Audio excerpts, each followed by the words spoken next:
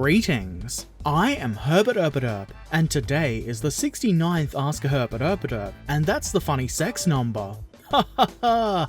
Good times. Let's get to the questions. James Valentine said, despite the difficulties these days, do you prefer to buy your models from a store where you run the risk of distraction, or online where you can get a little discount? I've been finding I'd rather spend the money travelling to stores with less stock than use online stores simply because it feels better when you get something. It's more exciting. Generally, I prefer to buy things online, especially when I know exactly what I want. It's pretty annoying going to a physical store hoping to get something specific and them not having it. I really hate making phone calls, so I'm pretty much never going to call ahead to check that they've got a thing in stock, and I don't like to wait for things to be ordered in if I can just have it delivered directly to my house. Though I do prefer to impulse buy things from physical shops. If I do go into a store, it's either because I was just passing by anyway, or I have a vague idea of something I'd like to try and find. I want local hobby shops to succeed and stay in business, so I do try to buy stuff from them when I can. I always try to buy glues and brass rods and little things like that locally, things I can be reasonably certain that they'll have, and I usually end up walking out with a kit or two that I didn't realise I wanted. Duncan Hoover said, have you thought of doing a video on the safe way to clean parts of flash and mould lines? I haven't really. For some reason I kind of assumed that it was something people just knew, but that's not a bad idea at all.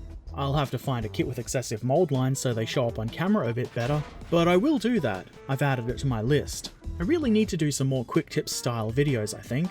Burner581 had a follow-up to Duncan Hoover's question and said, will you ever do a video on the most effective way to strip and get clean results? Not just in using the right stuff, but also as in how to do it and such, without your stuff looking like coal. If I were to do that, it would really be more of an experiment. I have pretty much no experience with stripping paint from models. I'm of the thought that older models that aren't painted so nicely can function as a reminder of my progress as a painter, so I don't strip them off. I guess I've also been lucky not to mess up a paint job so much that I think it needs to be redone from the beginning. Still, it might be worth experimenting with, but I don't think I would be able to show you something definitive like the most effective way to strip paint. I think someone's actually asked me that before. My quick tips notes do mention experimenting with stripping, unless that was something else. No, it was probably removing paint. Ratto said, do you watch Eurovision? I don't, but my friend and I were actually talking about this the other day.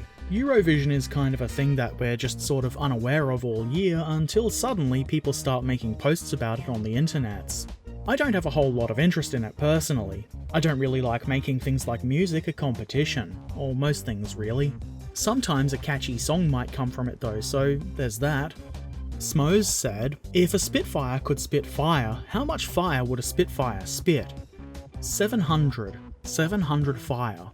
Ratto added, if someone says Spitfire, what comes to your mind first? A person with a fiery temper? Fighter aircraft? Car? Beer? Gun in infinity? Or something else? I normally think of the plane. It's the coolest one. I guess occasionally a person with a fiery temper comes to mind, depending on the context in which I hear the word Spitfire. I had no idea there was a car named Spitfire, or a beer, or an infinity gun. Crimson 1149 said, do you have any interest in Blood Red Skies? I'm going to be trying it soon. Hopefully I will like it enough to scratch the itch from quitting X-Wing.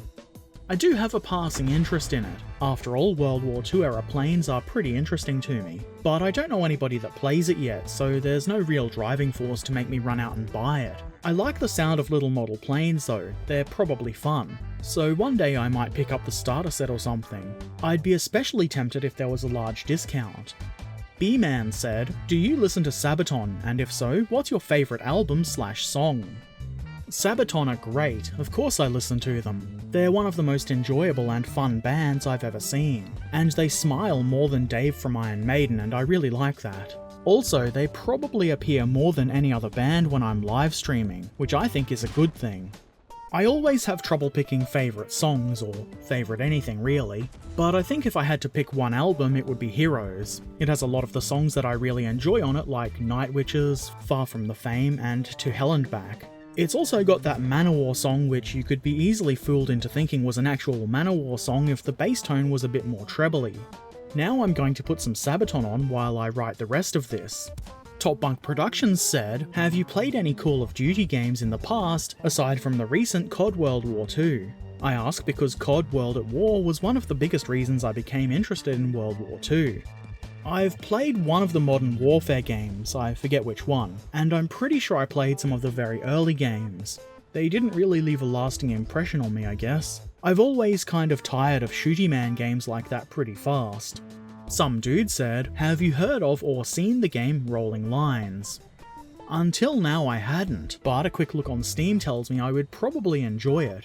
Actually, since the time I wrote this and the recording, I've actually bought it and played it, and it's pretty cool. I had been looking for something that kind of scratches the itch to build a model railway, and I hadn't really found anything that really does that well, though clearly I hadn't been searching very hard. Thanks for bringing this game to my attention.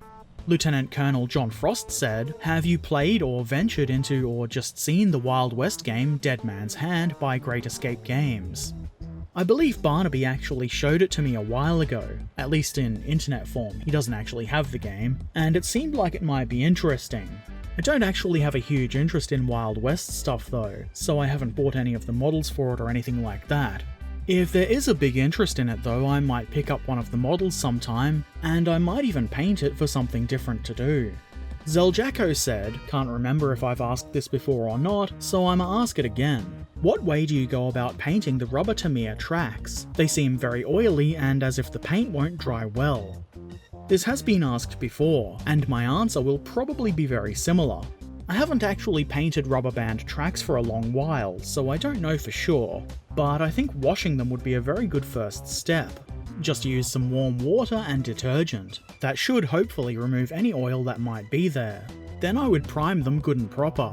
I'd suggest AK Interactive Primer with microfiller. I've been using that lately and it seems very durable. Then paint as normal, but maybe try to avoid flexing the tracks. I think that would probably cause the paint to break and flake off. Maybe that's something I could do in a quick tips video. Australian Train Nut said, do you have a job, Herbert Erp? I don't, not at the moment anyway. I have been doing some temp and part-time things. Trying to find full-time work is depressing and hard. I've been trying to focus my efforts on things I can do and earn money through those things. I've been making some okay amounts of money from voiceover work I've been doing, mostly for a group that are making educational animations for kids. I also occasionally take on commission painting, and I have been receiving payments from YouTube consistently each month for a while now. Ideally, I would be able to live only from doing the things I love and care about, and I don't think I'd be able to do as much of that as I do at the moment with a proper job. Penfold07 said, have you ever built any kits that use photo etch? If so, what are your impressions of using PE parts? Dragon is considered the leader in 1/72nd scale armor kits with Revell close behind. Have you built any Dragon kits? A long time ago I built a Hetzer with a photo etch grid on the engine deck. I believe that was an Academy model, and I didn't mind it. I think it's a good way to add fine details, especially if they happen to be flat. That said, I don't have a whole lot of experience with them, so maybe they can be a pain in the arse. Maybe not. They seem good to me though. I don't think I've built a Dragon kit yet, but I do have one in my stash. It's a Firefly of some kind, and I'm pretty sure it has photo etch parts. Maybe I should build it sometime. Ratto said, the temperature in Finland's capital city Helsinki exceeded 25 degrees C, and it's hot. Would this be considered a cold day in Australia? Sorry, I don't know what units you use. In Australia we use degrees Celsius, though I appreciate the other options being there. 25 degrees sounds like a slightly warm, fairly pleasant day. Not cold though. Compared to 35 or 40 degrees, it's really nice. Smoes said, Airfix have released a few of their classics. What is your view on this? They have even released a favourite of yours, the Bismarck. The Bismarck. You can't see me, but I'm shaking my fist at it. I think them releasing classics with boxes marked as such is a good idea. A quick googling would suggest that that is the case. There's almost certainly a market for that, and I'm sure a lot of people will get some pleasure from those kits.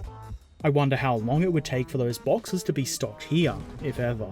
I'll still be hesitant to buy an Airfix kit for some time, I think, but it's a positive thing in my opinion. Ancient tooling kits should not come in boxes exactly the same as the new tooling kits. Gentleman said, "What is your opinion on this?" and has posted a link to a clip from the movie or show Televisota.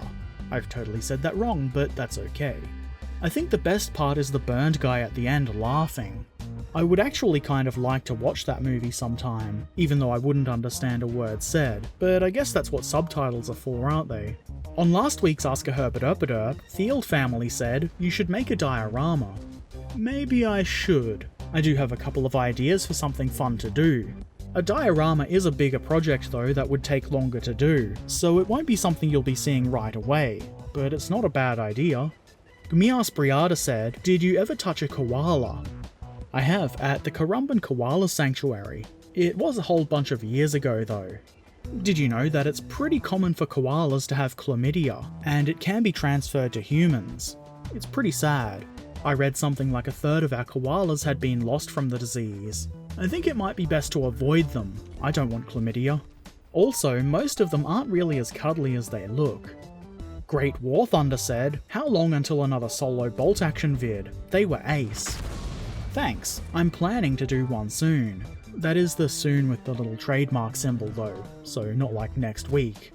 I did just pick up a snazzy little gimbal for my phone so that I can try to get some fancy shots, and I'm itching to have an excuse to play with it. This will of course speed up the process, but I do need to find some time to set up the table and actually play the game and such. When videoing it, it takes up even more time than a regular game. I'm thinking I'll probably do a tank war game. Unfortunately, a couple of the models I would like to use for that are still half painted, so I have to do those first, but I do want to do it very soon. I'll also get around to playing some games with Barnaby sometime soon too, once he's got his Germans ready enough. Okay, question time is over! Let's take a look at the models that have been shared by the community on Discord. First, here is what Burner581 describes as his clusterfuck of US tanks. Here, they're just primed and include 4 M10s and 5 Shermans, one of which has been named Detroit's Little Bitch due to the sandbags coming off during priming. I like that it gets a name for its bad behaviour. Also, parts coming off when you're painting is super frustrating. As we can see here, Burner has made some progress, and they're looking pretty good. I can't wait to see the M10s. Duncanuva has shared a metric fuckton of images. There's a 1/72nd scale Revell F-117 Nighthawk, a trio of 40k Space Marines, or approximately $700 worth, an Airfix 1/72nd scale Dust Boot U-boat, finished for his abandonment project, just needing some paint, a Zoids D-style Command Wolf Irvin Custom, an Airfix 1/72nd scale Tiger Moth, which is what started Duncanuva's abandoned project, a destroyed M163 Vulcan AA, which is Duncanuva's first tank, 2 BF-109s, one of which is an E3 and the other an E4, an Airfix Fokker Eindecker World War I fighter, a Revell Hercules C-130, a broken Takara Zoid Bear, which has a nice green colour to it, a 1/72nd scale Grant/Lee by Airfix. This is Duncanuva's post-apocalyptic tank. The comment on this Airfix Buffalo cargo carrier was that Duncanuva hates rubber tracks. So do I. So do I. Next up is this Airfix Panther painted in snazzy black. It's a Black Panther. Ha ha ha. Here's a Zvezda KV2. Who doesn't like KV2s? This Airfix Comet has a broken gun barrel. Is it a Comet or a Cromwell? This Airfix Tiger has the shit rubber tracks, but on the plus side, it's gold and purple. Here's an Airfix Panzer IV F2, and a Girls und Panzer Team Anglerfish Panzer 4D. An HMM Godos with shooty guns. Shooty guns are the best kind. This purple and silver Matilda is made by Airfix, as is this Mark IV male. I believe we've seen this colourful Stuka before, but here it is again. Here's an SU-22, a Mirage F1, an Airfix King Tiger that has been pulled from a swamp, a Mate's Airfix Mini painted royal green, an M25 Flogger, which for some reason I think is a funny name. This has foldy wings. Here's an F-14 Tomcat that you could fly to the danger zone. And there's this black MiG-29. Here's the 28mm scale Warlord Imperial Japanese gun and commander with 2 Slavs squatting nearby. Duncanuva's first plane was this IL-2 Sturmovik. Here's a 1/48th scale cargo Ju-88, and an Airfix SBD Dauntless, and a TBF Avenger, the manufacturer of which is unknown. Here's an F4D/E Phantom, and the totally realistic and sensible purple Bismarck. And a less sensible HMS Iron Duke. Duncanoover's ATST was on Endor and got slightly toasted. Toasted ATST. Here's his Heavy Weapons Gundam in and out of full burst mode. And a Burning Gundam, on and not on fire. And the final picture is a picture of both of the Gundams. That really was a lot of pictures. Some dude shared the first Tamiya kit he's built, this cool V1 flying bomb. And here's a work in progress, a damaged Airfix Hurricane. It's just a bit of smoke, she'll be fine. B-Man says this battle-torn Airfix Cromwell is his first model. Good work. Top Bunk Productions shared this British Commander. He looks like he's spitting a sick rap or whatever it is the kids say these days. Nicely painted. Also, here's the Sherman 5 he was working on, which at this point had just been decaled. And here it is completed. It's been named Macbeth 2. You've done some good work here.